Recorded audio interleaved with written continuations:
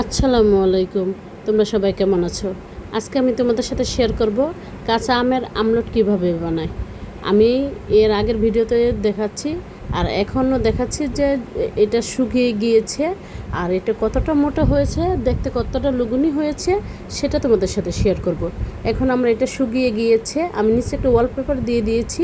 এখন এটাকে আমি পিস করে কেটে তোমাদের একটু দেখা দিচ্ছি যে এটা কতটা মোটা হয়েছে। এই যে দেখো কতটা মোটা হয়েছে।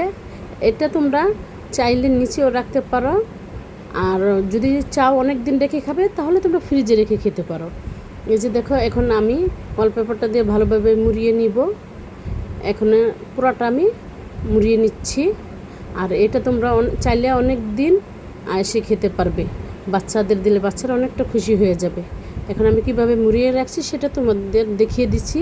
এভাবে ধরে পেঁচায়া পেঁচায়া তোমরা সুন্দরভাবে রাখবে। নিচে রাখলে কোনো নষ্ট হবে না, কিছু হবে না। এই যে আমার হয়ে গেল। তো কেমন হলো আমার আমলটটা বানানো অবশ্যই তোমরা কমেন্ট করে জানাবে। ভালো লাগলে লাইক আর ফলো দিতে ভুলবে না। তো এই পর্যন্ত বন্ধুরা, তোমরা ভালো থেকো, সুস্থ থাকো, টেক কেয়ার, আল্লাহ হাফেজ। আর আমার কেমন হলো তোমরা কিন্তু অবশ্যই কমেন্ট করে জানাবে। পরবর্তীতে যদি ভিডিও দেখতে চাও, আমি পাকা আমের ভিডিও